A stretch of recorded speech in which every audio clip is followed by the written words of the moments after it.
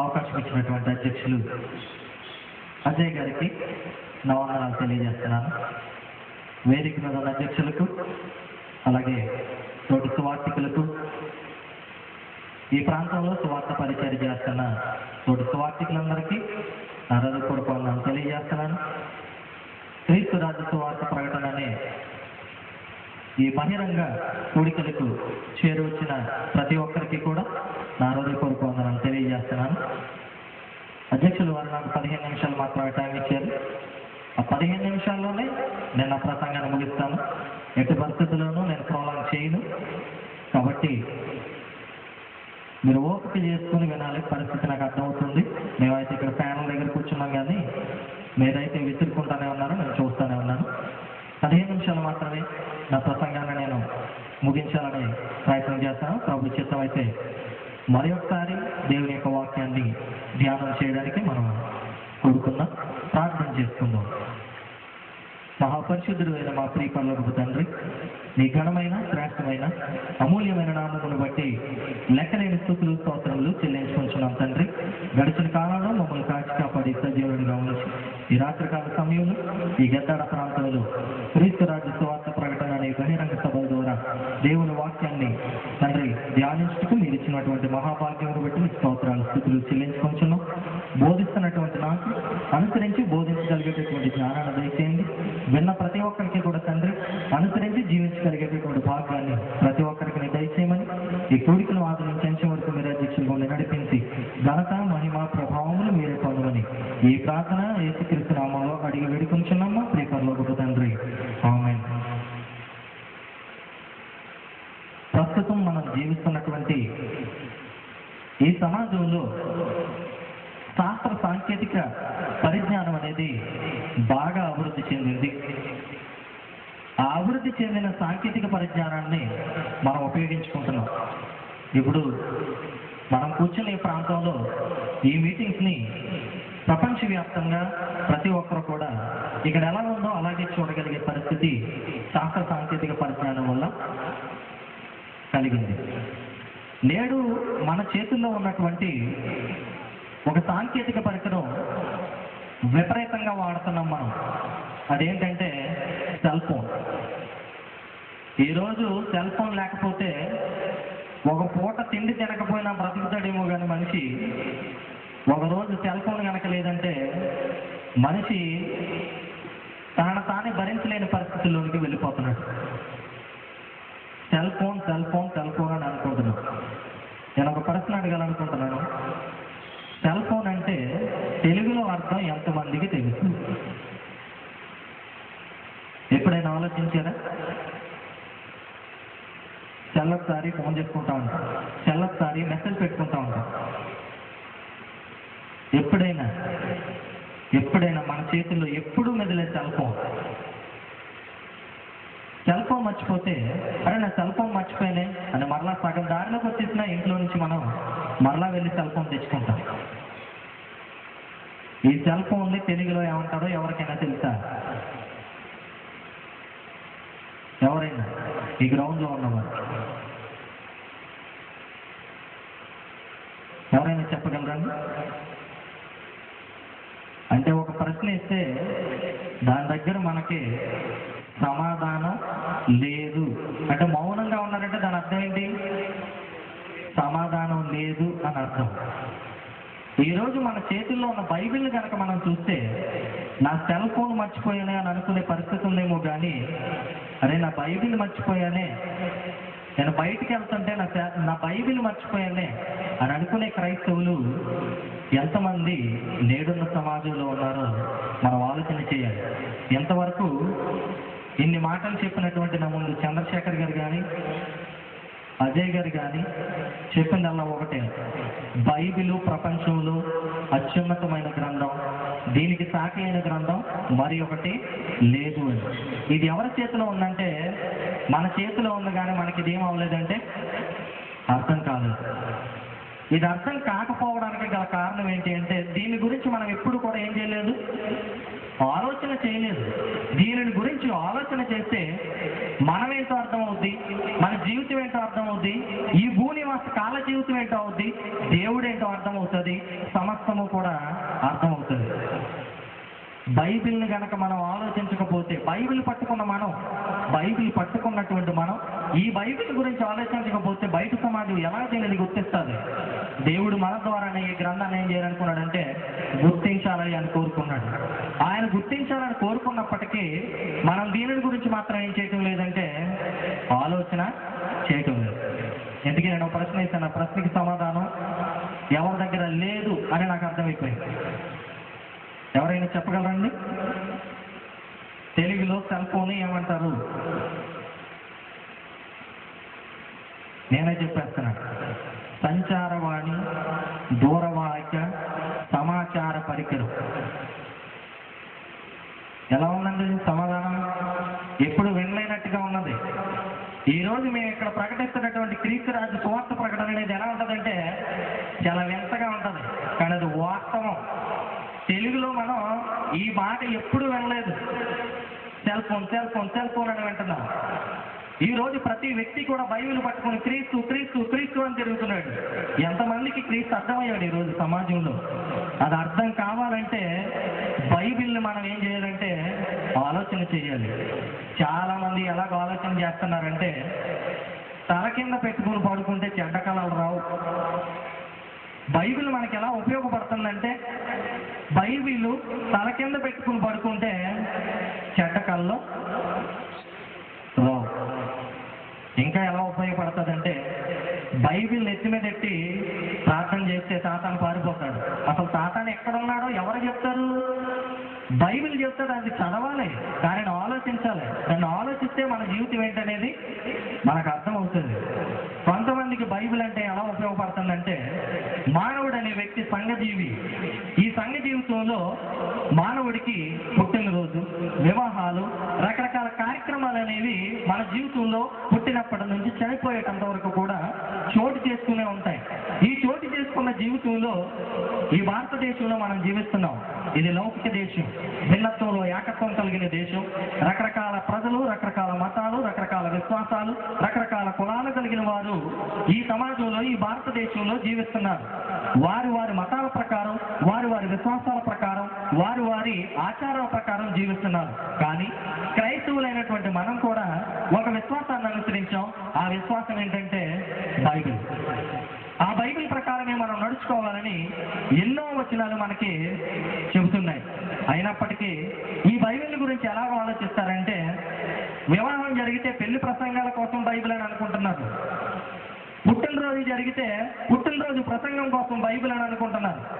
పెళ్లిలో చెప్పినా, పుట్టినరోజు ఫంక్షన్లో చెప్పినా దేవుని మాటలను ఎన్నిసార్లు మనం ఆలకించాం, ఎన్నిసార్లు మనం విన్నాం, విన్నదాన్ని ఎంత మనసును పెట్టాం, మనసును పెట్టిన దాన్ని ఎంతవరకు ఆచరణలో పెట్టగలుగుతున్నాం అనే ఆలోచన నేడున్న క్రైస్తవ సమాజంలో కరువైపోయింది. ఈ బైబిల్ అంటే దీన్ని ఎలా వాడుకుంటున్నామంటే తల కింద పెట్టుకోవడానికి, నెత్తి మీద పెట్టి ప్రార్థన చేయించుకోవడానికి, పెళ్లి ప్రసంగాలకి, పుట్టినరోజు ప్రసంగాలకి. మనం దూర ప్రయాణం బయలుదేరుతుంటే బాగా మన ఆంధ్రప్రదేశ్లో ఉన్న వాళ్ళు చాలా మంది కూడా ఎక్కడ ఉన్నారంటే గల్ఫ్ దేశంలో ఉన్నారు. ఎక్కువగా ఈ బైబిల్ ఉపయోగించే సందర్భం ఏంటో చెప్పమంటారా? 121వ కీర్తన. ఎందుకంటే ప్రయాణం అంటే ప్రతి ఒక్కరికి భయం. గబగబా తీస్తారు 121వ కీర్తన. కొండల తట్టు నా కన్నులు ఎత్తుచున్నాను, నాకు సహాయం ఎక్కడ నుండి వచ్చింది? ఏమో వలనే నాకేం దొరుకుతుంది? ఇక్కడ దొరుకుతుంది. ఇక్కడ ప్రార్థన చేస్తారు, కరెక్టే. బస్సు ప్రయాణం, ట్రైన్ ప్రయాణం, అలాగే విమాన ప్రయాణం చేసి విదేశాలు వెళ్ళిన తర్వాత అక్కడ తాగుడు, తిరుగుడు, ఇష్టం వచ్చినటువంటి వ్యసనాలు. మరి దేవుని వాక్యం ఏమైంది అంటే ఈ చెవితో విని ఈ చెవితో ఏం చేశాం? విడిచిపెట్టేశాం. దీన్ని అలా కోరుకోవటం లేదు దేవుడు.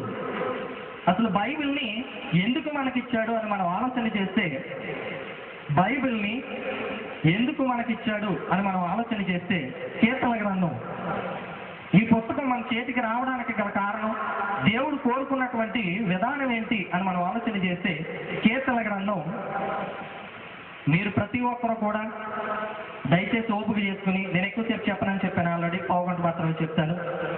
ఓపిక చేసుకుని నేను చెప్పిన కొద్ది విషయాలని మనసును పెట్టడానికి ప్రయత్నం చేయండి.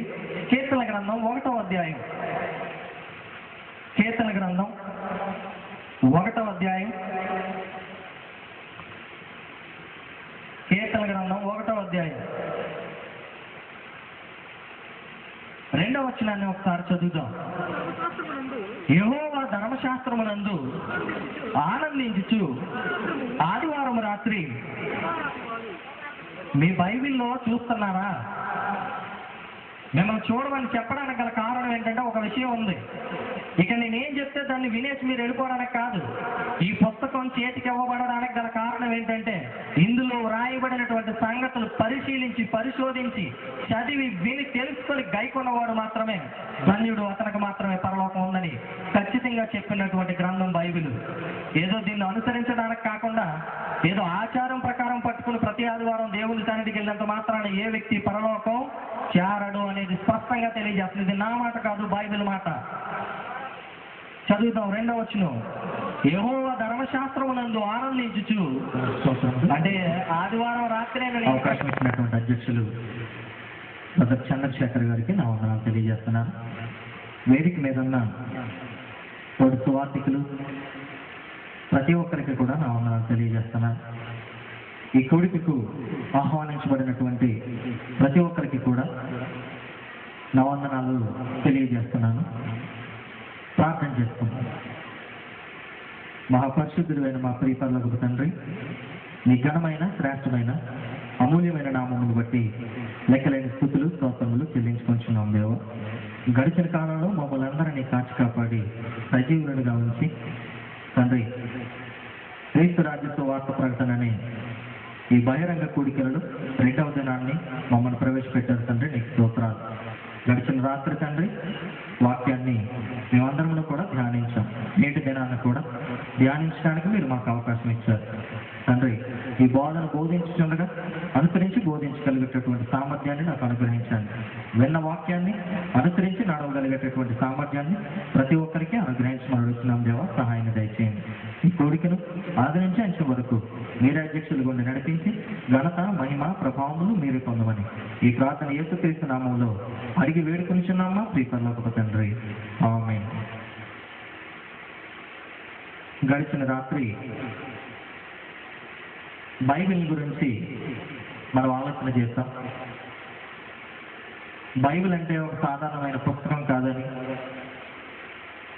ఏదో ఒక పెళ్లి ప్రసంగాలకు, ఒక బర్త్డే ప్రసంగాలకు, లేకపోతే ప్రయాణమై వెళ్తున్నప్పుడు ఏదో 121 కీర్తన చదువుకుని మనం సంతృప్తి చెందడానికి ఈ బైబిల్ని దేవుడు మనకి ఇవ్వలేదని, దీని ద్వారా మన జీవితం ఏంటో, మనం ఎక్కడ నుంచి ఇక్కడికి వచ్చాము, ఎలాంటి పరిస్థితుల్లో మనం ఉన్నాము, మరలా మనకి ఎట్టి స్థితిని దేవుడు అనుగ్రహిస్తాడో ఆ విషయాలన్నీ కూడా ఈ గ్రంథంలో ఉంటాయని, ఈ గ్రంథాన్ని చదువుట ద్వారా, వింటు ద్వారా, పరిశీలించుట ద్వారా, ధ్యానించుట ద్వారా ఆ విషయాలన్నీ కూడా మనకి తెలుస్తాయని గడిచిన రాత్రి మనం ధ్యానం చేశాం. అయితే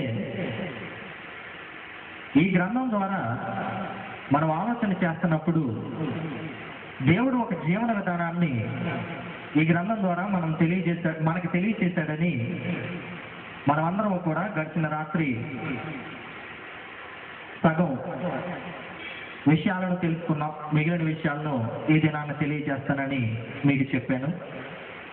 ఈ జీవన విధానంలో మనుషులు క్రైస్తవులైనటువంటి వారు, నేను బయట వారి గురించి మాట్లాడటం లేదు, క్రైస్తవులైనటువంటి వారు తప్పులు చేస్తున్నారు. అంటే దేవుని నమ్మినటువంటి ప్రజలు ఎవరైతే ఉన్నారో వారు తప్పులు చేస్తున్నారు.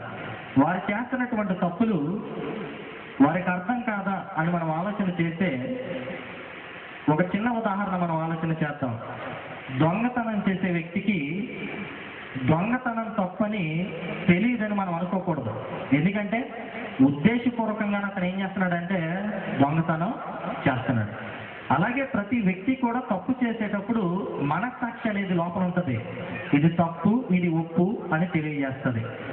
అటువంటప్పుడు మానవుడు ఏం చేస్తాడంటే ఉద్దేశపూర్వకంగానే తప్పులు అనేవి చేస్తుంటాడు. అదేవిధంగా క్రైస్తవులు కూడా ఎలాంటి పరిస్థితుల్లో ఉన్నారంటే ఉద్దేశపూర్వకంగానే తప్పులు చేసే పరిస్థితికి వారు వచ్చారు అని నేను చెప్పడం లేదు, కానీ లేఖనం చెబుతుంది. ఎందుకంటే గడిచిన రాత్రి చెప్పాను మీకు, ఒక వివాహ సంబంధమైనటువంటి కార్యక్రమంలో క్రైస్తవులైన వారు క్రిస్టియన్ మ్యారేజెస్ అని చెప్పుకుని ఎటువంటి తప్పులు చేస్తున్నారనేది రాత్రి చెప్పాను. ఆ ఒక్కటే తప్పు కాదు, కానీ అనేకమైన తప్పులు మన జీవితంలో, సంఘ జీవితంలో జీవిస్తున్నాం. కాబట్టి ఆ సంఘ జీవితానికి అలవాటు పడిపోయి దేవుని నియమానికి విరుద్ధంగా మనం తప్పులు చేస్తూ మనం ఏం చేసుకుంటున్నామంటే సర్ది పెట్టుకుంటున్నాం. కానీ ఈ విషయాలన్నీ మనం తెలియక చేస్తున్నామా అనేది మనం ఆలోచన చేస్తే దేవుని గ్రంథం ఇలా తెలియజేస్తుంది. ప్రకటన గ్రంథం, ప్రసంగి గ్రంథం 8వ అధ్యాయము, ప్రసంగి గ్రంథం 8వ అధ్యాయము, ప్రసంగి గ్రంథం 8వ అధ్యాయం 11వ వచనం చూద్దాం. దుష్క్రియకు తగిన శిక్ష శీఘ్రముగా కలుగపోవుట చూచి మనుషులు భయము విడిచి హృదయపూర్వకముగా దుష్క్రియలు చేయుదురు. అంటే నేడున్న క్రైస్తవ సమాజంలో మనం తప్పు చేస్తే దానికి శిక్ష అనేది వెంటనే దేవుడు ఏం చేయటం లేదంటే అమలు చేయటం లేదు. కానీ పాత నిబంధన గ్రంథంలో ఇశ్రాయేలీయులకు ఇవ్వబడినటువంటి ధర్మశాస్త్రాన్ని చూస్తే వారు చేసినటువంటి తప్పుకి వెంటనే వారికి ఏం చేసేవారంటే శిక్షను విధించేవారు. కానీ నేడున్న క్రైస్తవ సమాజంలో జీవిస్తున్నటువంటి మనకి వెంటనే శిక్ష విధించే పరిస్థితి మనకి కనబడడం లేదు. కాబట్టి మనుషులు ఏం చేస్తున్నారంటే ఉద్దేశపూర్వకంగా, హృదయపూర్వకంగా తప్పులు చేయడానికి ఏం చేశారంటే అలవాటు పడిపోయారు. నీతిని చేయడానికి అలవాటు పడటం లేదు, కానీ తప్పులు చేయడానికి ఏం చేస్తున్నామంటే అలవాటు పడిపోయాం. కానీ ఏమనుకుంటున్నామంటే ఏం జరుగుతుంది, ఏమీ జరగటం లేదు అని మనం సర్ది పెట్టేసుకుంటున్నాం. కానీ దేవుని యొక్క గ్రంథాన్ని పరిశీలన చేస్తే ఒకవేళ కనుక మనం తప్పు చేసిన దానికి దేవుడు ఎలాంటి శిక్షను అనుగ్రహిస్తాడో, ఎలాంటి పరిస్థితుల్లో మనకు చూపిస్తాడో అనే విషయాన్ని మనం ఈరోజు ఆలోచన చేద్దాం. దాన్ని ఆలోచన చేయడానికి ఒక సాదాసీదా వ్యక్తిని కాదు, ఒక గొప్ప వ్యక్తిని తన గ్రంథం ద్వారా దేవుడు మనకు పరిచయం చేశాడు. ఆ వ్యక్తిని గురించి మనం ఈరోజు ఆలోచన చేద్దాం. దానియేలు గ్రంథం 5వ అధ్యాయం, దానియేలు గ్రంథం 5వ అధ్యాయాన్ని చూద్దాం. దానియేలు గ్రంథం 5వ అధ్యాయం మొదటి వచనం నుంచి చదువుకుందాం. రాజుకు బెల్షస్సరు అని మాట్లాడాడు. ఈయన ఎవరంటే నెబుకద్నెజరు యొక్క కుమారుడు. ప్రపంచ చరిత్రను కనుక మనం ఆలోచన చేస్తే ఈ ప్రపంచ దేశాలను పరిపాలించినటువంటి కొన్ని సామ్రాజ్యాలు ఉన్నాయి. ఆ సామ్రాజ్యాల్ని పరిపాలించినటువంటి మొట్టమొదటి చక్రవర్తి, బబులోను చక్రవర్తి ఎవరంటే నెబుకద్నెజరు. తర్వాత రాజ్యం ఎవరికి అప్పగించబడిందంటే తన కుమారుడైనటువంటి బెల్షస్సరుకి అనుగ్రహించబడింది. ఈ బెల్షస్సరుకు అనుగ్రహించబడినప్పుడు తన రాజ్యంలో పరిపాలన చేస్తున్నప్పుడు తన అధిపతులకి విందు చేయాలని ఒక ఆలోచన వచ్చింది. ఆ ఆలోచన వచ్చినప్పుడు ఇతను చేస్తున్నటువంటి పని ఏంటో, ఎలా ఉందో ఒకసారి ఆలోచన చేద్దాం. చదువుదాం మొదటి వచనం నుంచి. రాజుకు బెల్షస్సరు తన అధిపతులలో 1000 మందికి గొప్ప విందు చేయించి 1000 మందితో కలుసుకొని ద్రాక్షారసము తాగుచుండును. ఇతడు తన అధిపతులకి ఏం చేయాలనుకున్నాడంటే విందు చేయించాలని అనుకున్నాడు. ఒక 1000 మందికి విందు చేయాలని ఏర్పాటు చేశాడు. ఏర్పాటు చేసి అందులో ద్రాక్షరసం తాగడానికి ఏర్పాటు చేశాడు. అయితే బెల్షస్సరు ద్రాక్షరసము తాగుచుండగా తానును, తన అధిపతులను, తన రాణులను, తన ఉపపత్నులను వాటిలో ద్రాక్షరసము పోసి త్రాగునట్లు వేటిలో, చాలా జాగ్రత్తగా గమనించాలి, ఇక్కడ ఒక విషయాన్ని చెప్పాడు. వాటిలో ద్రాక్షరసము పోసి ఎవరెవరికి వచ్చింది ఆలోచన అంటే 2వ వచనం నుంచి మళ్ళా చదువుదాం చూడండి. బెల్షస్సరు ద్రాక్షరసము తాగుచుండగా తానును, తన అధిపతులను, ఎంతమంది పాలుభాగస్తులు చూడండి. బెల్షస్సరు ఉన్నాడు, తన అధిపతులు ఉన్నారు, తన రాణులు ఉన్నారు, ఇంకెవరు ఉన్నారు, తన ఉపపత్నులు ఉన్నారు.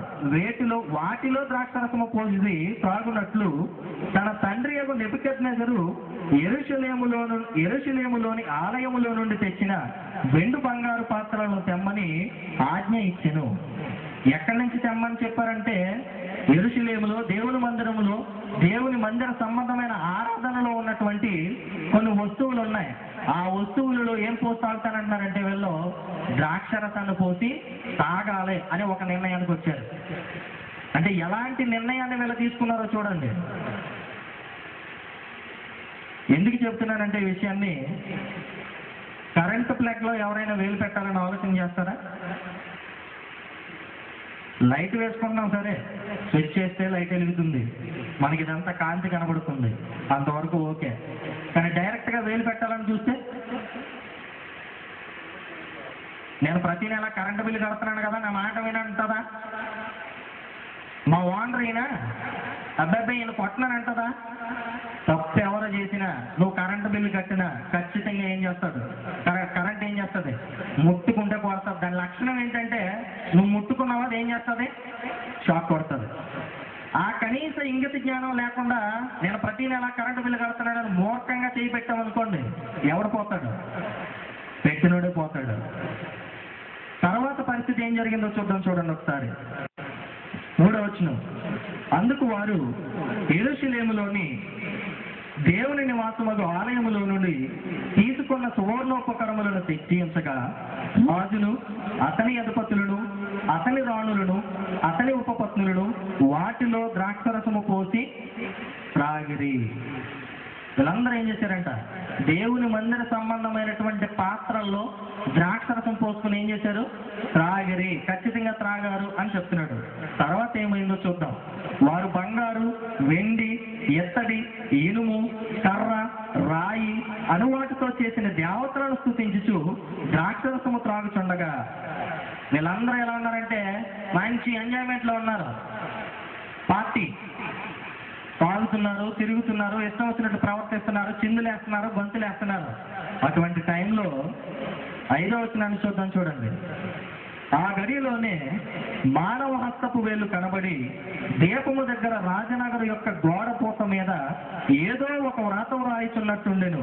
రాజు ఆ హస్తము వ్రాయిట చూడగా అతని ముఖము వికారమాయను. అతడు మనసునందు కలవరపడగా అతని నడుము కీళ్లు వదిలి అతని మోకాళ్ళు గడగడ వణుచు కొట్టుకొనిచుండెను.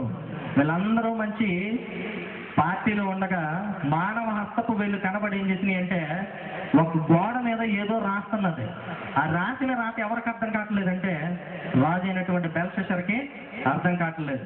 అర్థం కానప్పుడు ఏం చేశాడంటే, తన రాజ్యంలో ఉన్నటువంటి చాలా మంది జ్యోతిష్యులని, పండితులని, జ్ఞానవంతుల్ని పిలిచాడు. పిలిచిన వెంటనే వాళ్ళు ఏమన్నారంటే, ఈ రాత మాకు అర్థం కావట్లేదు, దీని భావం మేము తెలియచేయలేమని చెప్పారు. అయితే ఒక వ్యక్తి అన్నాడు, నీ తండ్రి కాలంలో, ఈ విషయాన్ని చాలా జాగ్రత్తగా గమనించాలి మనం. నీ తండ్రి కాలంలో ఒక వ్యక్తి ఉన్నాడు, అతనికి పరలోకమందు ఉన్నటువంటి దేవుడు మర్మాలని, ఎటువంటి విషయాల్ని తెలియచేయడానికి జ్ఞానాన్ని దయచేశాడు. అతన్ని పిలిపిస్తే అతని విషయాలకు తగినటువంటి అర్థాన్ని నీకు చెబుతాడు అని చెప్తే, రాజైనటువంటి బెల్షస్సరు అతన్ని రప్పించాడు.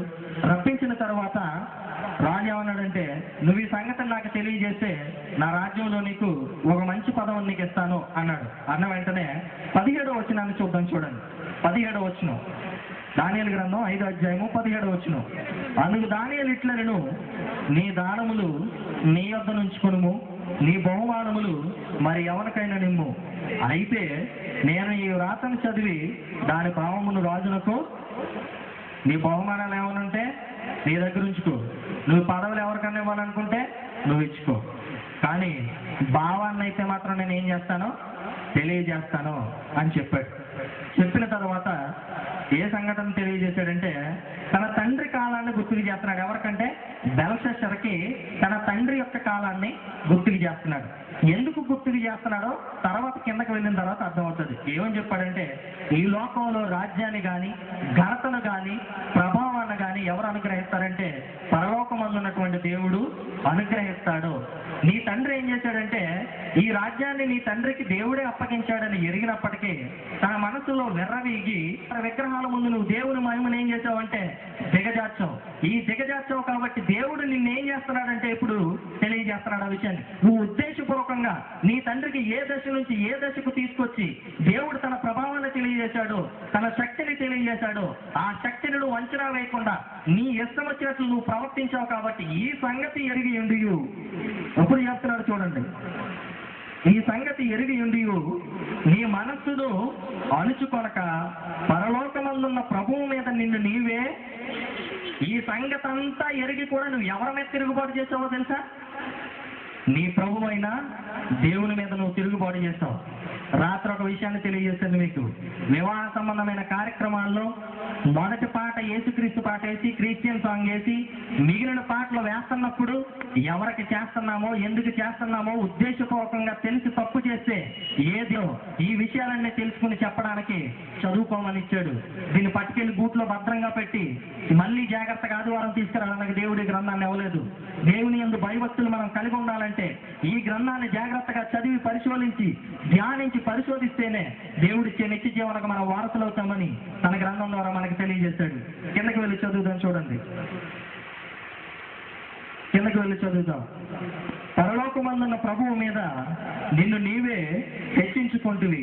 ఎట్లనగా ఇప్పుడు చెప్తున్నాడు ఎలాగ నిన్ను నీవు హెచ్చించుకున్నావో, ఎలాగ నువ్వు ఈ తప్పు చేసావు అని అంటే చెప్తున్నాడు. ఎట్లనగా నీవును నీ అధిపతులను లిస్ట్ అంతా నాస్తున్నాడు. మరలా నీవును నీ అధిపతులను నీ రాణులను నీ ఉపపత్నులను వరుడు చాలా జాగ్రత్తగా గమనించండి. దేవుని ఆలయ సంబంధమగు ఉపకరణములలో ద్రాక్షరసమును పోసి త్రాగవలనని వాటిని తెచ్చి ఉంచుకొని వాటితో త్రాగుచు. చూడండి ఈ మాట చాలా జాగ్రత్తగా గమనించండి. దేవుని సంబంధమైన ఆలయ సంబంధమైన ఉపకరణములలో వస్తువులలో పాత్రలలో మీరేం చేశారంటే ద్రాక్షరసాన్ని పోసి త్రాగి చిందులు వేసి ఇష్టం వచ్చినట్లు ప్రవర్తించినప్పుడు ఏం జరిగిందో చూద్దాం. ఇంకా ఎలాంటి పరిస్థితికి మీరు దిగజారని చెప్తున్నాడు. త్రాగుచు చూడనైనను విననైనను గ్రహింపనైనను చేతకాని వెండి బంగారు ఇత్తడి ఇనుము కర్ర రాయను వాటితో చేయబడిన దేవతలను స్తుతించని గాని. ఇప్పుడు అసలు విషయం చెప్తున్నాడు.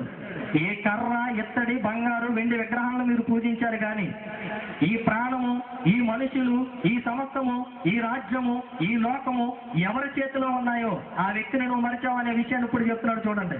నీ ప్రాణమును నీ సకల మార్గములను ఏ దేవుని వశమున ఉన్నావో ఆయన నువ్వేం చేయలేదు.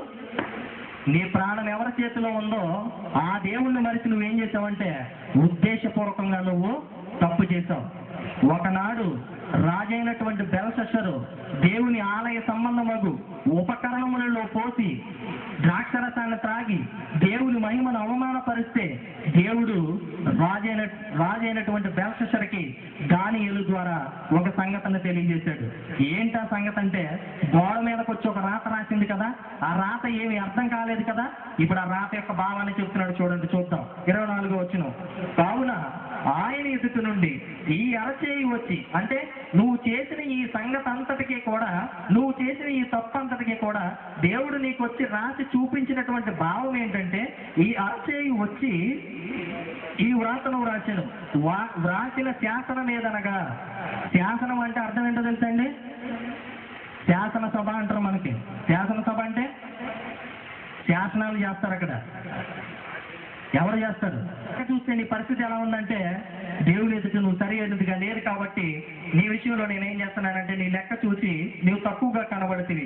ఫెరేస్ అనగా నీ రాజ్యము నీ యొద్ద నుండి విభాగింపబడి మాదీయులకును పారతీయులకును ఇవ్వబడును. వచ్చును కొరింథీయులకు రాసిన మొదటి పత్రిక 6వ అధ్యాయము 19వ వచనం చూద్దాం చూడండి. నీ దేహము దేవుని వలన నీకు అనుగ్రహింపబడి మీలోనున్న పరిశుద్ధాత్మకు ఆలయమై ఉన్నదని మీరు ఎరుగరా అన్నాడు. దేవుని ఎవరి వల్ల అనుగ్రహింపబడుతుంది? దేవుని వల్ల అనుగ్రహింపబడుతుంది. మీరు ఎవరి సొత్తు కాదంటున్నాడు చూడండి కిందకెళ్ళి. అంటే మనం అర్థం చూసుకునే మన శరీరం ఎవరిది కాదు. ఇప్పుడు యేసుక్రీస్తుని ఎప్పుడైతే నమ్మా మీ శరీరం ఏమైపోయింది? ఆయన కొనేసుకున్నాడు. ఇప్పుడు గేదెలు కొంటున్నారు మన వాళ్ళు 50,000 60,000 70,000 గేదెలు అంటే సాదా సీదా కలవు. ఇప్పుడు గేదెలు కొంటున్నప్పుడు వాటికి బాగా తిండి పెట్టి ఒక పూట పాలు ఇవ్వలేదు అనుకోండి, ఏం చేస్తాడు రైతు? అమ్మడు, మామూలుగా కొట్టడు, కీళ్ళు వదిలిపోతాయి, కీళ్ళు పట్లు వదిలేస్తాయి. నీకు నా కష్టార్జితాన్ని పెట్టి నిన్ను కొనుక్కున్నాను, నువ్వు నాకేమి ఇవ్వాలి? పాలు ఇవ్వాలి. ఎందుకు కొనుక్కున్నాడు దాన్ని? బాగా గడ్డేసి పెంచడానిక. గడ్డేసి పెంచితే ఈయన చివరికి గడ్డి తినవలసి వస్తుంది, పరిస్థితి అలాగైపోద్ది. అంటే సాధారణమైన విషయాన్ని మనం ఆలోచన చేస్తే దేవుని వాక్యం మనకు అర్థమవుతుంది. పాత నిబంధనలో ఉన్నటువంటి ఒక రాజును విడిచిపెట్టకుండా దేవుడు అంత కఠోరమైన శిక్షను వానికి అనుగ్రహిస్తే, తన కుమారుడైనటువంటి యేసుక్రీస్తు రక్తంలో కడగబడి పరిశుద్ధపరచబడి మనం తప్పులు చేస్తుంటే దేవుడు చూస్తూ ఊరుకోడు. ఎలాగ ఊరుకోడో, ఎలాంటి శిక్షలు మనకిస్తాడో తన పరిశుద్ధ గ్రంథంలో రాయించి ఉంచాడు. ఆ విషయాలను ప్రభు చిత్తమైతే రేపటి దినాన మనం తెలుసుకుందాం. నాకు అవకాశం ఇచ్చినటువంటి అధ్యక్షులకు వందనాలు తెలియజేస్తూ ఎంతటితో ముగిస్తున్నాను. ఓపికతో ఉన్న మీకు, అవకాశం ఇచ్చిన అధ్యక్షులకు నా వందనాలు తెలియజేస్తున్నాను. మీ అందరికీ నా వందనాలు. సహోదరు అజయ్ గారికి నా వందనాలు తెలియజేస్తున్నాను. అలాగే వేదిక మీద ఉన్నటువంటి తోటి సువార్థికులు సహోదరులందరికీ కూడా నా వందనాలు తెలియజేస్తున్నాను. క్రీస్తు రాజ్య సువార్త ప్రకటన అనే ఈ బహిరంగ కోరికలకు మా ఆహ్వానాన్ని మన్నించి వచ్చిన ప్రతి ఒక్కరికి క్రీస్తు ప్రభు పేరట నా హృదయపూర్వక వందనాలు తెలియజేస్తున్నాను. ప్రార్థన చేస్తున్నాను. మహాపరిశుద్ధుడైన మా ప్రియ పరలోకపు తండ్రి, నీ ఘనమైన శ్రేష్టమైన అమూల్యమైన నామమును బట్టి లెక్కలేని స్తుతులు స్తోత్రములు చెల్లించుకొంచున్నాం. తండ్రి, గడిచిన కాలం అంతా మమ్మల్ని కాచి కాపాడి సజీవునిగా ఉంచి తండ్రి, క్రీస్తు రాజ్య సువార్త ప్రకటన అనే బహిరంగ సభలలో ఉన్నటువంటి మేము 3వ దినాన్ని చేరుకున్నాం తండ్రి. ఈ 3వ దినాన్ని కూడా తండ్రి నీ యొక్క వాక్యాన్ని, సత్యాన్ని ఉన్నది ఉన్నట్లుగా వివరించి చెప్పగలిగేటటువంటి జ్ఞానాన్ని నాకు అనుగ్రహించండి. పరలోక సంబంధమైన జ్ఞానాన్ని అనుగ్రహించి బోధించి నీ ఎదుట మెప్పు పొందగలిగే జ్ఞానాన్ని నాకు అనుగ్రహించండి. అలాగే తండ్రి, బోధించుతున్న ప్రతి ఒక్కరము కూడా తండ్రి అనుసరించి బోధించగలిగేటటువంటి సామర్థ్యాన్ని మాకు అనుగ్రహించండి తండ్రి. నీ చిత్తానుసారంగా జీవించి మహింపరచగలిగే బాధ్యతను మాకు అనుగ్రహించండి. విన్నటువంటి ప్రతి ఒక్కరిని జ్ఞాపకం చేసుకున్నాను. విని వాక్యానుసారంగా నడుచుకుని తండ్రి నీ ఎదుట నిర్దోషమైన వ్యక్తులుగా మేము ఉండడానికి సహాయం దయచేయమని ఈ కోరికను ఆది నుంచి అంచెం వరకు మీరే అధ్యక్షులుగా ఉండి నడిపించి ఘనత, మహిమ, ప్రభావము మీరే పొందమని ఈ ప్రార్థన యేసుక్రీస్తు నామములో అడిగి వేడుకొనిచున్నాం మా ప్రియ పరలోకపు తండ్రి. ఆమేన్. బైబిల్ని ఎలా ఉపయోగించుకుంటున్నారో, ఎందుకు ఉపయోగించుకోవాలో అనే విషయాన్ని మొదటి రోజు తెలియజేశాను. ఒకవేళ చదవకపోతే దేవుణ్ణి మర్చిపోయే పరిస్థితి ఉంటుంది, దేవుని యొక్క ప్రభావాన్ని మర్చిపోయే పరిస్థితి ఉంటుంది.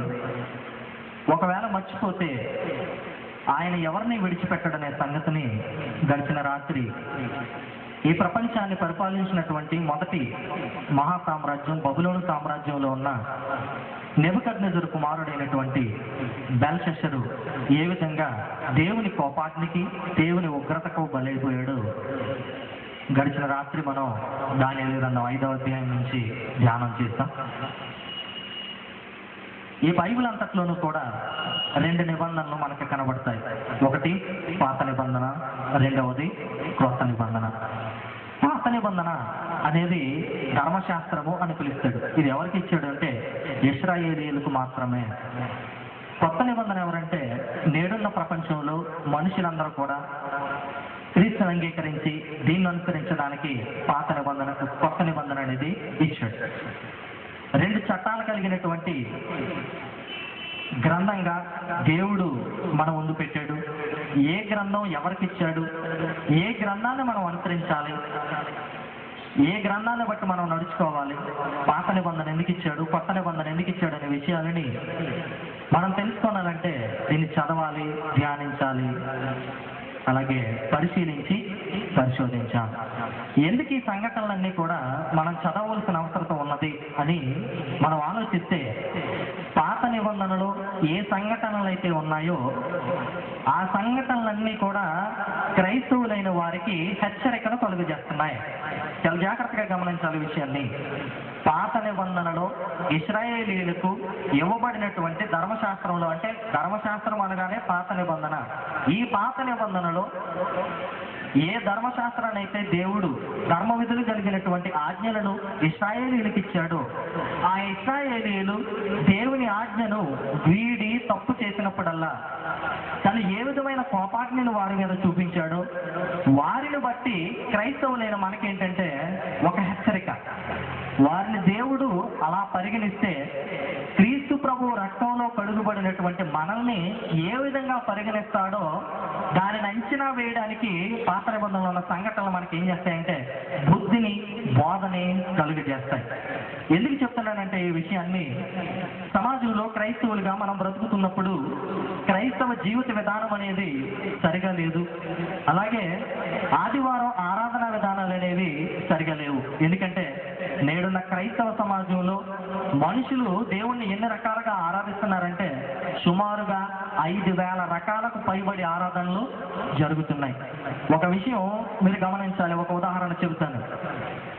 ప్రపంచంలో ఉన్న అందరి చేతుల్లో ఉన్న బైబిల్ ఒకటైనప్పుడు ఒకే విధానాన్ని ప్రపంచం అనుసరించకపోవడం అనేది మనం చదవకపోవడాన్ని బట్టి, ధ్యానించకపోవడాన్ని బట్టి, పరిశోధించకపోవడాన్ని బట్టి జరిగింది అనేది వాస్తవం అనేది మీకు, నాకు, మనకి అర్థం అవ్వాలి. ఎందుకంటే ఒక ఉదాహరణ చెప్తాను.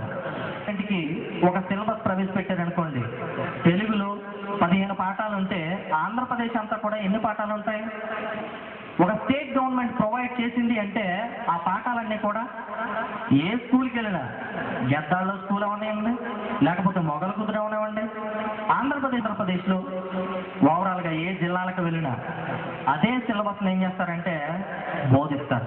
కానీ నేడున్న క్రైస్తవ సమాజంలో భిన్నమైన బోధలు, భిన్నమైన ఆరాధనలు, భిన్నమైన క్రైస్తవ జీవిత విధానాలు మనకి కనపడడానికి గల కారణం ఈ గ్రంథాన్ని గ్రంథంగా మనం ఆలోచించకపోవడం అనే విషయాన్ని గడిచిన 2 దినాల నుంచి నేను మీకు తెలియజేస్తున్నాను.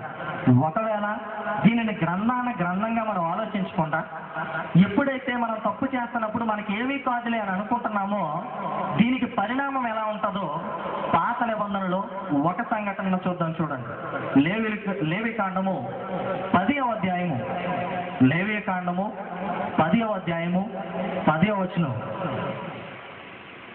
క్షమించాలి, లేవికాండము 10వ అధ్యాయము 1వ వచనం.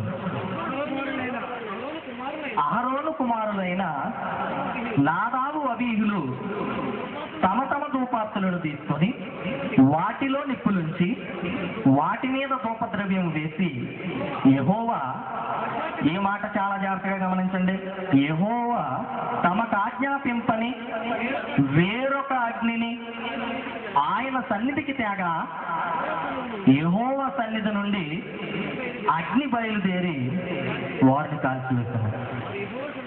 వారు యెహోవా సన్నిధిని మృతి పొందెను.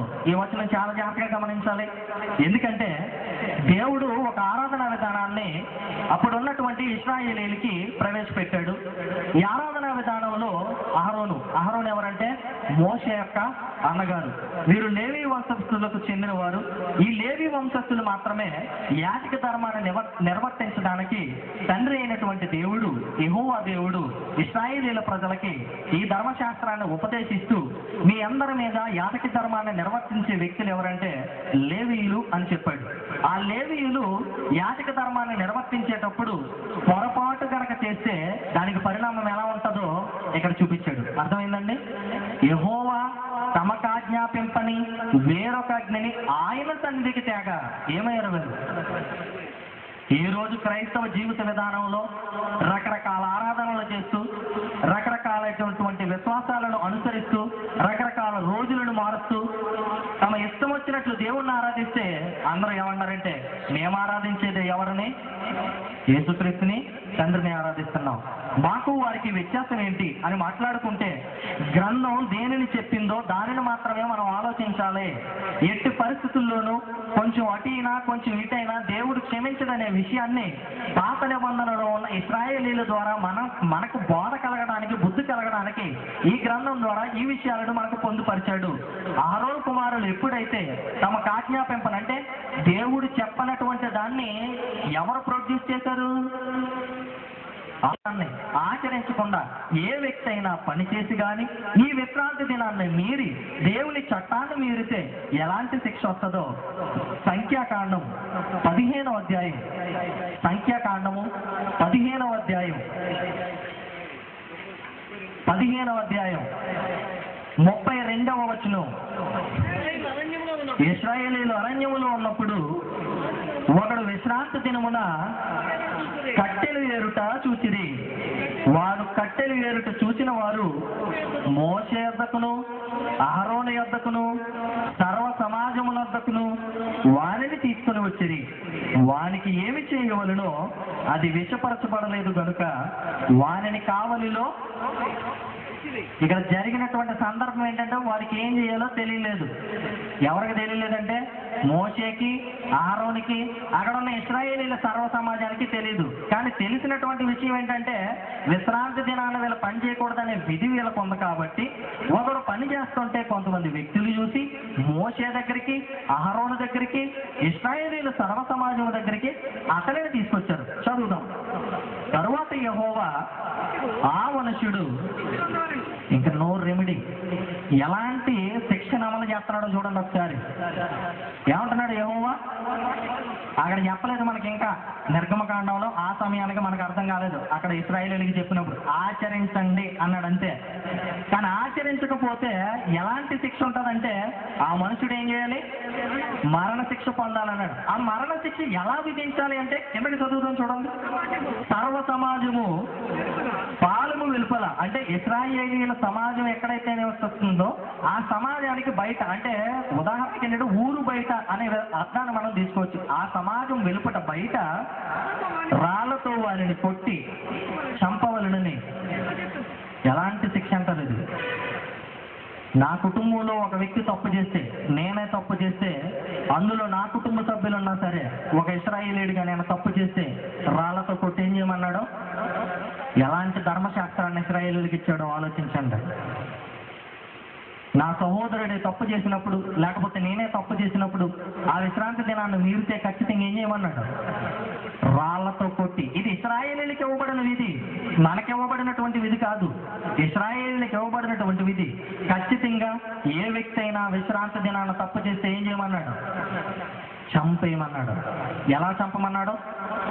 రాళ్లతో కొట్టి చంపమన్నాడు. అంటే ఇశ్రాయేలీయులకి ఇవ్వబడిన ధర్మశాస్త్రంలో పాత నిబంధనలు ఇంత కఠినమైన ఆజ్ఞలను దేవుడు మనం ముందుంచడానికి గల కారణం ఏంటంటే నిజస్వరూపం ఎక్కడుందన్నాడు? క్రీస్తులో ఉంది. మరి ఛాయలోనే ఎంత కఠినంగా ఉంటే నిజస్వరూపమైనటువంటి క్రీస్తులో, క్రీస్తు ద్వారా ఇవ్వబడిన చట్టంలో, యేసుక్రీస్తు రక్తం ద్వారా చేయబడినటువంటి చట్టంలో ఒక మనుష్యుడు గనక దేవుని చట్టాన్ని మీరితే, ఆయన సంకల్పాన్ని, ఆయన చిత్తాన్ని వ్యతిరేకించి గనక బ్రతికితే యేసుక్రీస్తు ఏం చేస్తాడు? మరి చూస్తూ ఊరుకుంటాడా? 2000 సంవత్సరాల నుంచి ఊరుకుంటున్నాడు ఆయన. ఏమని? అందరూ అంతటా మారు మనసు పొందాలని ఎవరి కోరిక? తండ్రి అయినా దేవుని కోరిక. ఒకవేళ తండ్రి కనుక నువ్వు వెళ్ళిపో అని అన్నాడు అనుకోండి, మారలేని వాళ్ళందరి పరిస్థితి ఏంటో తెలుసా? మారలేని వారందరి పరిస్థితి ఇది యేసుక్రీస్తు చెప్తున్నాడు. ఇప్పుడు యేసుక్రీస్తు ఏం చెప్తున్నాడో మత్తయి సువార్త చూద్దాం. మత్తయి సువార్త 24వ అధ్యాయం. మత్తయి సువార్త 24వ అధ్యాయం 37, 38. మత్తయి సువార్త 24వ అధ్యాయం 37, 38 వచనాలు. నోవహు దినములు ఎలాగూ ఉండెనో మనుష్య కుమారుని రాకడయు. ఎక్కడి నుంచి ఎక్కడికి మాట్లాడుతున్నాడు యేసుక్రీస్తు? మొదటి ఆది కాండంలో ఉన్న విషయాన్ని కొత్త నిబంధనలో ఉన్న మత్తయి సువార్తలో యేసుక్రీస్తు మాట్లాడుతున్నాడు. ఇక్కడ ఎక్కడి నుంచి ఎక్కడికి కనెక్షన్ కలిపాడో ఆలోచించండి. ఎందుకు ఈ విషయాన్ని చెప్తున్నాడంటే మనుషులు అవిధేయులైపోయినప్పుడు ఈ భూమి మీద నరులను చేసినందుకు దేవుడు ఏం పడ్డాడు? సంతాపపడెను. నరులు భూమి మీద వారి గొప్పతనం ఎలా ఉందంట? చెడుతనము గొప్పది అని యెహోవా చూసి ఏం చేశాడు? సంతాపపడి ఈ మనుషులు బతకూడదు, వీళ్ళని చంపేయాలని ఒకసారి డిసైడ్ అయిపోయినప్పుడు కోటాను కోట్ల మందిని ఆ జలప్రలయంలో దేవుడు ఏం చేశాడు? ముంచేశాడు. నేటికి సజీవ సాక్ష్యంగా టర్కీలో నోవహు వాడ ఇప్పటికే చరిత్ర చూపిస్తుంది మనకి. చరిత్ర పరంగా బైబిల్ నిజమైంది, వాస్తవమైంది. బైబిల్ ప్రకారంగా మనం ఆలోచిస్తే, దీనిని వివేచించి చదవగలిగితే ఈ వాస్తవాలన్నీ మనకు బోధపడతాయి. ఆ బోధపడిన విషయాలను బట్టి మనం బుద్ధిని తెచ్చుకుని దేవుని యందు భయభక్తులు కలిగి పశ్చాత్తాపడితే మనకు విమోచన అనేది ఉంటుంది. కానీ నోవహంట ఆత్మస్వరూపుగా వారి దగ్గరికి వెళ్ళి ఏం చేశాడు? ఏం ప్రకటించాడు? నోవహు ఏం ప్రకటించాడు? పేతురు రాసిన మొదటి పత్రిక 3వ అధ్యాయం, పేతురు రాసిన మొదటి పత్రిక ప్రకటించాడా లేదా? ఊరకనే దేవుడు ముంచేయలేదు వారిని. ఒక రాత్రికి రాత్రి హఠాత్తుగా ముంచేయలేదు వాళ్ళని.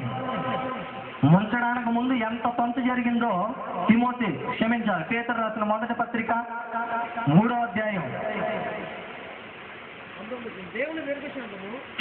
19వ వచనం నుండి, దేవుని దీర్ఘశాంతము ఇంకా కనిపెట్టుచుండినప్పుడు. చూడండి, ఎవరి దీర్ఘశాంతం? ఆనాటి మనుషులను చంపేయకూడదు అని దేవుడు దీర్ఘశాంతం వహిస్తున్నాడు. మారతారు మారతారు మారతారు అని మారతారని దేవుడు ఆశించినప్పటికీ మనుషుల్లో ఏమి లేదంటే మార్పు కనబడలేదు. దేవుని దీర్ఘశాంతము ఇంకా కనిపెట్టుచుండినప్పుడు, పూర్వము నోవహు దినములలో వాడ సిద్ధపరచుచుండగా అవిధేయులైన వారి యొద్దకు, అనగా చెరలో ఉన్న ఆత్మల యొద్దకు ఆయన ఆత్మస్వరూపుగానే వెళ్ళి వారికి ప్రకటించనంటున్నాడా? ప్రకటించలేదంటున్నాడా? అయ్యా, కొద్ది దినమాల్లో ఈ భూమి మీదకి నీళ్ళు వస్తాయి, ఇదంతా మునిగిపోబోతుంది. దేవుడు నాకు ఒక మాట సెలవిచ్చాడు. ఏంటంటే, నువ్వు ఒక వాడ కట్టు, ఆ వాడలోనికి మీరందరూ వస్తే రక్షించబడతారని చెప్పాడు. అయ్యా రండి అని బతిమాలాడు. కానీ ఎంతమంది విన్నారండి ఆయన మాట? ఎంతమంది విన్నారు ఆయన మాట?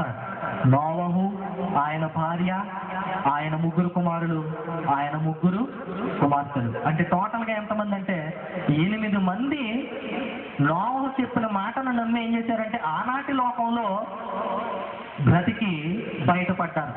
ఆ విషయాన్ని యేసుక్రీస్తు ఎలా చెబుతున్నాడంటే, ఆ 8 మంది తప్ప మిగిలిన మనుషులందరూ ఎలా ఉన్నారో యేసుక్రీస్తు చెబుతున్నాడు. చూడండి, మత్తయి సువార్త. ఇప్పుడు వెళ్దాం, మత్తయి సువార్త 24వ అధ్యాయం. ఇప్పుడు 38వ వచనాన్ని చూద్దాం. మత్తయి సువార్త 24వ అధ్యాయము 38వ వచనం. జలప్రలయమునకు ముందటి దినములలో నోవహు వాడలోనికి వెళ్ళిన దినము వరకు, అంటే జలప్రలయం భూమి మీదకి రాకముందు వరకు, నోవహు వాడలోనికి వెళ్ళక ముందు వరకు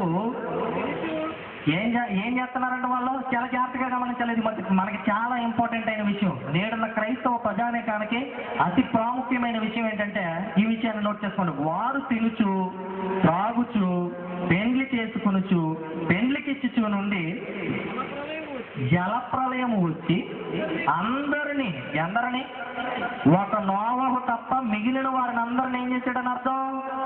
ముంచేశాడు. ఒకనాటి జలప్రలయంలో ఈ భూలోకాన్ని నీటితో నింపేశాడు. అప్పటి వరకు జనాలు ఎలా ఉన్నారంటాడు? తినుచు త్రాగుచు. నేడున్న క్రైస్తవ సమాజం ఎలా ఉంది? యేసుక్రీస్తు ఏం చెప్పాడు? నోవహు దినములలో మనుషులు ఎలాగుండెనో మనుష్య కుమారుని రాకడ దినములలో ఎలా ఉంటారో. ఈ మాట ఇప్పుడు చెప్పలేదు యేసుక్రీస్తు. 2000 సంవత్సరాలు క్రితమే ఈ మాట చెప్పి, నమ్మండి, సువార్తను నమ్మండి, వినండి, రక్షించబడండి. నేను ఏర్పాటు చేసిన చట్టం ఏదైతే ఉందో, నేను ఏర్పాటు చేసిన రాజ్యం ఏదైతే ఉందో, దానిలో మీరుండి దేవుని వాక్యం ప్రకారం, దేవుని ఆజ్ఞల ప్రకారం, దేవుని చిత్త ప్రకారం మీరుంటే మరలా ఒక రోజు నేను 2వ రాకడలో వస్తాను, అప్పుడు మిమ్మల్ని అందరినీ తీసుకుని వెళ్ళి పరలోకంలో ఉంచుతాను అని యేసుక్రీస్తు 2000 సంవత్సరాల క్రితం ఏం చేశాడంటే మనుషులందరికీ కూడా తెలియజేశాడు. కానీ నేడున్న సమాజం పరిస్థితి ఏంటంటే, ఈ పాత నిబంధన చదివినా మనకు అర్థం అవటం లేదు, యేసుక్రీస్తు చెప్పిన మాటలు మనకు అర్థం అవటం లేదు. అందుకే అర్థం కాలేదు కాబట్టి కొరింథీలో ఉన్నటువంటి క్రైస్తవులు ఒక పరిస్థితుల్లోకి దిగజారిపోయారని ఒక వచనాన్ని మీకు చూపించాను. ఆ వచనాన్ని చూద్దాం ఒకసారి. కొరింథీయులకు రాసిన మొదటి పత్రిక 5వ అధ్యాయం కొరింథీయులకు రాసిన మొదటి పత్రిక 5వ అధ్యాయం 1వ వచనం.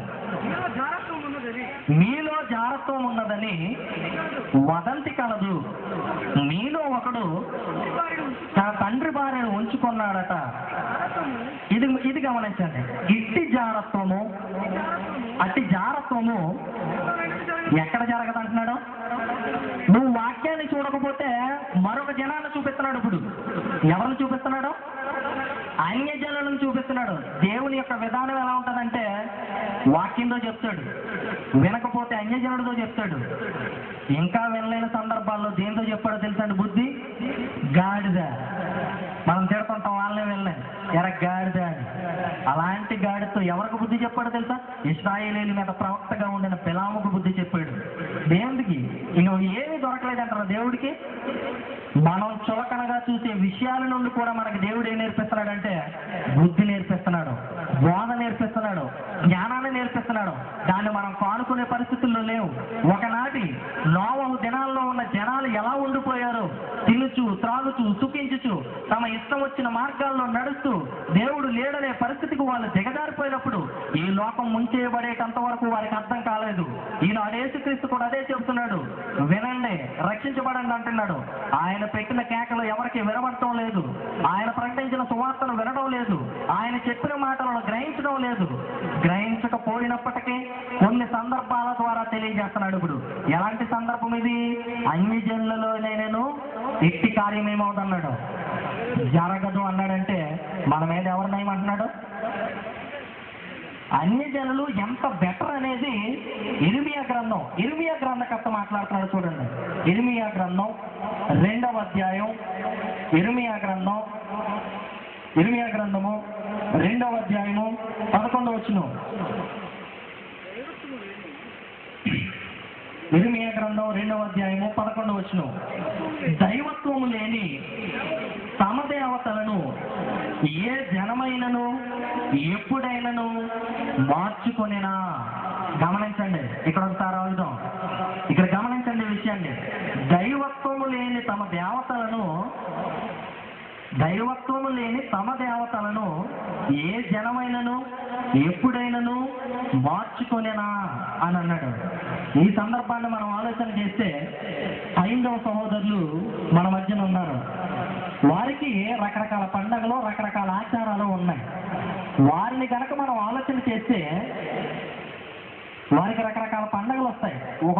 కొన్ని పండుగలను మీకు తెలియజేస్తాను. వినాయక చవితి వచ్చింది అనుకోండి, ఏ దేవుణ్ణి ఆరాధిస్తారు వాళ్ళు? వినాయక దేవుణ్ణి. దసరా వచ్చింది అనుకోండి, ఏ దేవతను ఆరాధిస్తారు వాళ్ళు? కనకదుర్గ దేవతను ఆరాధిస్తారు. ఆ జనులను చూస్తే మనకు అర్థమవుతుంది అంటున్నాడు. వారికి ఏ పండగలు వస్తే ఆ పండగల్లో ఎవరిని ఆరాధిస్తున్నారు?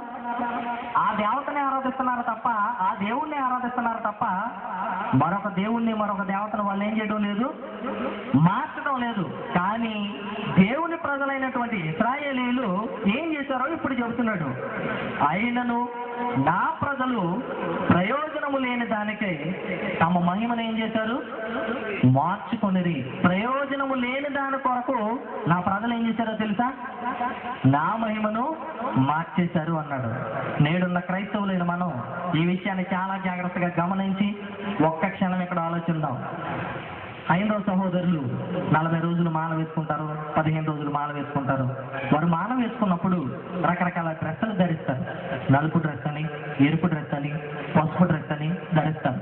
నలుపు డ్రెస్ ధరించారనుకోండి, ఆ దేవుని పేరుని ఉచ్చాటన చేస్తారు. ఎరుపు డ్రెస్ ధరించారనుకోండి, ఆ దేవత పేరుని ఉచ్చాటన చేస్తారు. వారి జీవన శైలిని కనుక మనం ఆ 40 దినాలు ఆలోచన చేస్తే ఎలా ఉంటుందో తెలుసండి? సినిమాలు చూడరు, బూతులు మాట్లాడరు. వారు భోజనం చేసేటప్పుడు తమ దేవుణ్ణి తలుచుకుంటారు. అలాగే తెల్లవారే లేచి చన్నీళ్లతో స్నానం చేస్తారు. వారి భక్తి విధానం కానీ, వారి సంఘ జీవితంలో, సమాజ జీవితంలో వారి జీవిత విధానం కానీ వారి దేవుణ్ణి అవమానపరిచే ప్రక్రియలు, కార్యక్రమాలు ఎట్టి పరిస్థితుల్లోనూ వారు చేయరు. ఎందుకో తెలుసండి? ఖచ్చితంగా దీని వలన నాకేదో కీడు కలుగుతుంది, ఏదో శాపం కలుగుతుందనే భయము, వణుకు, జడుపు వాళ్ళలో ఉంటాయి. కానీ దేవుని ప్రజలైనటువంటి మనకి యేసుక్రీస్తు ద్వారా ఇచ్చినటువంటి ఆజ్ఞలను పట్టించుకోకపోయినా పర్వాలేదు, మనం ఇష్టం వచ్చినట్టు తిరిగినా పర్వాలేదు, మనం ఏం చేసినా పర్వాలేదని నేడున్న క్రైస్తవ సమాజం ఆలోచిస్తుంది. అందుకే మీకు లేవికాండం 10వ అధ్యాయాన్ని చూపించడానికి గల కారణం ఏంటంటే, అహరోను కుమారులైన నాదాబు అబీహులు ఏం చేశారు? వేరొక అగ్నిని తీసుకొచ్చి అక్కడ ఏర్పాటు చేశారు. బాగా గమనించండి, మరలా చెప్తున్నాను అన్యజనుల గురించి, మన మధ్యలో హైందవ సోదరుల గురించి ఆలోచించండి. మన భారతదేశంలో ఎక్కడైనా, ప్రపంచంలో ఎక్కడైనా ఒక రాముని గుడి ఉందనుకోండి, దాన్ని ఏమని పిలుస్తారో తెలుసా? రామాలయం అని పిలుస్తారు. ఒక శివుని గుడి ఉందనుకోండి, ఏమని పిలుస్తారో తెలుసా? శివాలయం అని పిలుస్తారు. కానీ నేడున్న క్రైస్తవులు యేసుక్రీస్తు ఈ లోకంలోనికి వచ్చి ఒక రాజ్యాన్ని స్థాపిస్తాను, ఆ రాజ్యమే సంఘము, దాని పేరు క్రీస్తు సంఘం అని చెప్తే ఈనాడు 5,000 పేర్లను మార్చేశారు, ఆరాధనను మార్చేశారు, లేకపోతే జీవిత విధానాన్ని, భక్తి విధానాన్ని మార్చేసి మేమేం చేసినా దేవునికే చేస్తున్నామని చెప్పుకుంటే, అలనాడు లేవి కుమారులైన నాదాబు అబీహులను ఎలాగ అంగీకరించలేదో నేడున్న క్రైస్తవులను అలాగే అంగీకరించడం. నోవహు దినాల్లో మనుషులు ఎలాగుండిపోయి నోవహును వెర్రితనం చేశారు, దేవుని ప్రకటనలు విని వెర్రిగా ఆలోచించారు, జలప్రలయం వచ్చి కొట్టుకుని పోయేటంత వరకు వారు వినకుండా ఉండిపోతే వారికి సంభవించినటువంటి నాశనం ఎలా ఉందో నేడున్న క్రైస్తవులైన మనకు కూడా అదే విధమైన నాశనం ఉంది. దేవుడు విశ్రాంతి దినాన్ని ఆచరించాలని వారికి ఇచ్చినప్పుడు వారు ఆచరించకపోతే వాళ్ళతో కొట్టి చంపేయమని చెప్పినటువంటి దేవుడు ఎలాంటి శిక్షణ వాళ్ళకి అమలు చేశాడో ఈ నిబంధనలో ఉన్నటువంటి, అలాగే ఈ బైబిల్లో ఉన్నటువంటి ఈ విషయాలను మనం ఆలోచన చేస్తే ఈ సంఘమే నిజమైన సంఘం అని ఆలోచించడానికి అవకాశం ఉంటుంది. అందుకే క్రీస్తు రాజ్య సువార్త ప్రకటన మేము టైటిల్ పెట్టాం. చాలా మంది అనుకోవచ్చు ఏదో స్వస్థతా వరాల భక్తులు వస్తున్నారని మేము మాట్లాడుకోవచ్చు, కానీ మేము చెప్పం, దేవుడు మాకు ఇవ్వలేదు. అదే విధంగా స్వస్థతా వరాల కూడికలను మేము చెప్పం, దేవుడు స్వస్థతలు చేస్తాడు, కానీ నన్ను నిలబెట్టి నువ్వు స్వస్థపడు లేకు అని చెప్పే కెపాసిటీ నాకు ఇవ్వలేదు. దేవుడు తన గ్రంథం ద్వారా ఎలాగా స్వస్థపడతారని చెప్పాడు, అలాగే మనం దాన్ని ఉపయోగించుకోవాలి తప్ప మన స్వబుద్ధి కోసం, మన స్వనీతి కోసం దాన్ని ఉపయోగించుకోకూడదు. పేర్లు మార్చేసి, ఆరాధనలు మార్చేసి, ఆరాధన విధానాలను మార్చేసి, మన ఇష్టం వచ్చిన ఆరాధన చేసి దేవునికి కనుక మనం ఆరాధన చేస్తే అది దేవుడు అంగీకరించదనే విషయాన్ని ఈ సంఘటనలు బట్టి మనం నేర్చుకోవచ్చు. మేము ప్రకటిస్తున్నటువంటి ఈ సువార్త ఖచ్చితంగా బైబిల్లో లేదని ఎవరైనా చెప్పగలిగితే మేము ఎక్కడికి పారిపోయేది లేదు. ఇదే స్థలంలో వేగువరపాలెం డ్యామ్ అవతల ఒక కాలనీ ఉంది, అక్కడ మా స్థానిక సంఘం ఉంది. మీరు అడగొచ్చు ఏమంటున్నారంటే చాలా మంది, వీళ్ళ పాటలకి మ్యూజిక్ కూడా లేదండి అని అంటున్నారు. మ్యూజిక్ పెట్టమని, మ్యూజిక్ తో పాడమని కొత్త నిబంధనలో యేసుక్రీస్తు ఎక్కడా ఉపదేశించలేదు, అందుకే మేము ఉపయోగించటం లేదు. మీకు ఇంకొక విషయం ఏంటంటే, కానుకలు మేము ఎక్కడ పట్టలేదు. ప్రతి ఆదివారాన్న మీరు కూడుకున్నప్పుడు కానుకలు పట్టండి అన్నాడు, ఎక్కడ పడితే అక్కడ పట్టొద్దు అన్నాడు, మేము పట్టలేదు. ఈ ఆరాధన విధానాలని, లేకపోతే యేసుక్రీస్తు చెప్పినటువంటి విధానాలని ఖచ్చితంగా నేడున్న క్రైస్తవ సమాజం మార్చేసింది. మార్చేస్తే దేవుడు ఊరుకుంటాడంటే పొరపాటు. చాలా మంది ఏమంటున్నారంటే, సమాజం వెలుపట ఉన్న వాళ్ళు క్రీస్తు సంఘం వాళ్ళు వాయిద్యాలు వద్దంటారు, క్రీస్తు సంఘం వాళ్ళు హల్లెలూయా వద్దంటారు, అలాగే క్రీస్తు సంఘం వాళ్ళు సాక్ష్యాలు లేవంటారు అంటారు. క్రీస్తు సంఘం వాళ్ళు కాదు చెప్పేది, బైబిల్ చెప్తుంది. బైబిల్ చెప్పింది క్రీస్తు సంఘం వాళ్ళు అనుసరిస్తున్నారు. ఆ క్రీస్తు సంఘాన్ని కానీ, క్రీస్తు ఏర్పాటు చేసిన విధానాన్ని కానీ, ఆరాధనను కానీ, జీవిత విధానాలను కానీ మార్చేస్తే ఖచ్చితంగా దేవుడు ఒకరోజు తీర్పు తీరుస్తాడనే విషయాన్ని హెబ్రీయులకు మాట్లాడుతూ గ్రంథకర్త ఎలా చెబుతున్నాడు. హెబ్రీయులకు రాసిన పత్రిక 10వ అధ్యాయం, హెబ్రీయులకు రాసినటువంటి పత్రిక 10వ అధ్యాయం, హెబ్రీయులకు రాసిన పత్రిక 10వ అధ్యాయం 26వ వచనం. మనము సత్యమును గూర్చి, సత్యము అంటే యోహాను సువార్త 17వ అధ్యాయం 17వ వచనం చూసుకోండి, నాకు సమయం లేదు. సత్యము అంటే వాక్యము, నీ వాక్యమందు వారిని ప్రతిష్ఠ చేయమన్నాడు. అంటే మనము వాక్యమును గూర్చి, సత్యమును గూర్చి అనుభవ జ్ఞానం అంటే ఈ విషయాలన్నీ తెలుసుకున్న తర్వాత, ఎప్పుడైతే ఈ మాటలన్నీ వాస్తవం అని మనం బైబిల్ ద్వారా పరిశోధించిన తరువాత, అనుభవ జ్ఞానము పొందిన తరువాత బుద్ధిపూర్వకంగా ఒక వ్యక్తి తప్పు చేశాడు. నేను చూపించాను మీకు. రాజు అయినటువంటి బెల్షస్సరు తన తండ్రి అయినటువంటి నెబుకద్నెజరుని చూసి కూడా తనకు సంభవించిన విషయాలను గుర్తు పెట్టుకోనకుండా తన ఇష్టం వచ్చినట్లు ప్రవర్తించినప్పుడు ఒక మాట అంటాడు. 28వ వచనాన్ని చూద్దాం. ఎవడైనను మోషే ధర్మశాస్త్రమును నిరాకరించిన ఎడల 2-3 సాక్షుల మాట మీద కనికరింపకుండా వారిని ఏం చేస్తారు? పాత నిబంధన మాట్లాడుతున్నాడు. మోషే ధర్మశాస్త్రం అన్నా, పాత నిబంధన అన్నా, 10 ఆజ్ఞలు గల ధర్మశాస్త్రం అన్నా ఒక్కటే. అది ఇశ్రాయేలీయులకు ఇవ్వబడిన విధి. ఆ పాత నిబంధనదైనా పాత గిలిగి ఉడిగిపోతున్నటువంటి ధర్మశాస్త్రం విషయంలోనే 2-3 సాక్షులను ప్రవేశపెట్టి చంపించేస్తే, ఇప్పుడు తర్వాత మాట ఏంటో చూద్దాం. ఇట్లుండగా దేవుని కుమారుని ఏం చేస్తున్నారు అంటున్నాడు. అంటే ఇటువంటి కార్యాలన్నీ చేసి దేవుడు నన్ను పట్టించుకోవటం లేదు, దేవుడు నాకు శిక్షణ దయచేయడం లేదు, నేనేం చేసిన యేసుక్రీస్తుకే, నేనేం చేసిన యెహోవాకే అనుకుని మమ్మల్ని ఎవడో బెదిరించేవాడు లేడని అనుకుంటే, లేకపోతే ఈ విధానాన్ని మేము అమలు చేయమని అనుకుంటే, మేము ప్రవేశపెట్టిందే వాస్తవం, ఇది మాత్రమే మేము అనుసరించాలని అనుకుంటే ఒక మాట చెప్పేస్తున్నాడు ఇక్కడ. ఏమంటున్నాడు?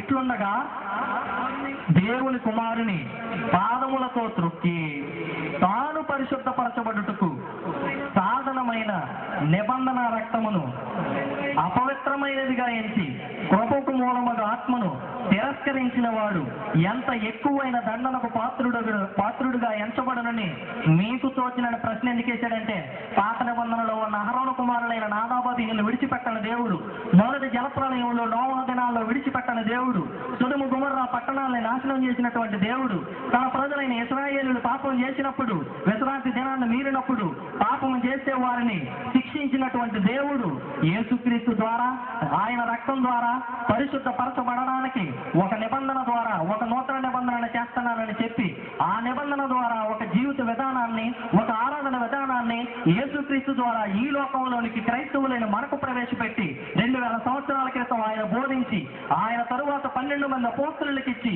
ఈ సువార్తను నమ్మకము సామర్థ్యము కలిగిన మనుషులకు యోగ్యులైన వారికి అప్పగించి ప్రపంచమంతా నేను చేసిన దాన్ని మీరు సాక్షార్థంగా ప్రకటించండి అన్నాడు. ఆ విన్న దానిని ప్రతి ఒక్కరూ కూడా అనుసరించి గైకొని నడవాలన్నాడు. అలా నడిచిన వాడు ధన్యుడని చెప్పాడు. ఆ రాజ్యంలో ఉన్న వానికి ఎన్నటికి నీ నాశనం లేదని చెప్పాడు. ఆ రాజ్యమే సంఘం, అది క్రీస్తు సంఘం. అది పేరు పెట్టుకున్నట్టు పేరు పెట్టుకుంటే సరిపోదు, కానీ ఆజ్ఞలను, విధులను ఖచ్చితంగా యేసుక్రీస్తున్నటువంటి విధానాలను ఫాలో అవ్వాలి. పేరు విషయంలో ఏముందండి అని అనుకుంటే అగ్ని విషయంలో ఏముందని దేవుడు క్షమించలేదు. ఫోన్లే కట్టెలు ఏరుకున్నాడు కదా అని దేవుడు విడిచిపెట్టలేదు. వాళ్ళను విడిచిపెట్టనటువంటి దేవుడు నేడున్న మనం కూడా విడిచిపెట్టడనే వాస్తవాన్ని మనమందరము గ్రహించాలి. అందుకే దేవుని కుమారుని రక్తం ద్వారా పరిశుద్ధపరచబడుతున్నామని తెలుసుకున్నప్పటికీ ఆ రక్తాన్ని మనం ఏం చేస్తున్నాము?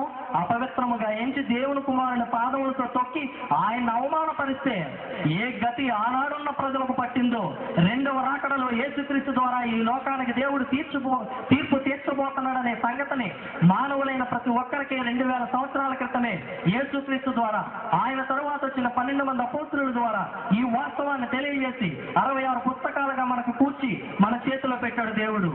ఒకవేళ కనుక దీనిని విడిచిపెట్టి మనం ఇష్టం వచ్చిన మార్గాలను, మన ఇష్టం వచ్చిన ఆరాధనలు, మన ఇష్టం వచ్చిన పేర్లను మనం పెట్టుకుని మన ఇష్టం వచ్చిన జీవిత విధానాలను కనుక అనుసరిస్తే కిందకి వెళ్ళి ఒక మాట అంటాడు చూద్దాం.